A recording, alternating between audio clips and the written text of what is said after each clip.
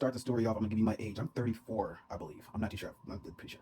But with that being said, I started my independent performance journey, I want to say around the age of 20, 21, somewhere around there. I was already into music. I was already skateboarding, and I was already playing with Poi and Fire and stuff like that. But I at 20 was where I started getting on stages, and not like I guess as a kid I was on stages as well, but as an adult, independently choosing to go after money while on stage was around 20.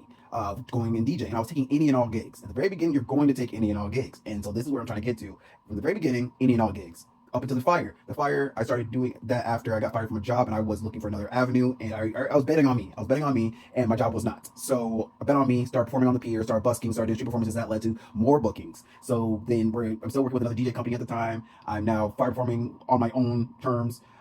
And then now fast forward to now 2025. Actually, I'm gonna stop at like 2024 because this is when it starts getting interesting. And now I've gone from taking any gig to now having to chart my timeout a month ahead of time, minimum. Well, minimum. Because the job I got at T-Mobile in May of 2024, they scheduled 3 weeks out. So I make sure that I try to stay ahead of them when it comes to my scheduling. Then on top of that, we got weddings, and weddings are an interesting beast in itself. Sometimes you get a wedding booking like less than a month ahead of time, or sometimes you get them a year ahead of time. And so I ventured into the new category of getting a year ahead of time in bookings. And so like I say this all to say, when you start, don't don't get discouraged first. Second, don't get caught in the taking everything game, because I'm still kind of there where I'm like having to discern what I should take and what I shouldn't take. And I tell you what, like the things you shouldn't take, you know it. You know it on like the very first feeling of it usually. Sometimes it's good to just follow through no matter what, because maybe you're a bad judgment of yourself. Maybe you're just not good to yourself and talking to yourself.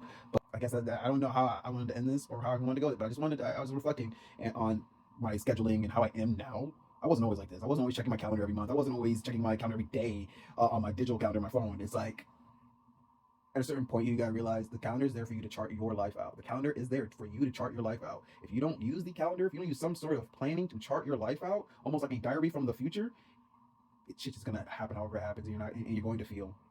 I think you're going to feel just like just at the mercy of everything else, and I think that's probably not the happiest way of being. Maybe I'm crazy, maybe it's just me, but and I can't say I've achieved like freedom. I still have bills. I still have like parental issues. I still have like relationship issues, friendship issues, but there is a sense of pride that I think a lot of people could benefit from, even in their day to day, especially with having something that they've built on their own and even being able to share with others. That's that shit. That's that shit. I think that's a lifestyle, right? I think. Yeah, that's the rest of the stuff.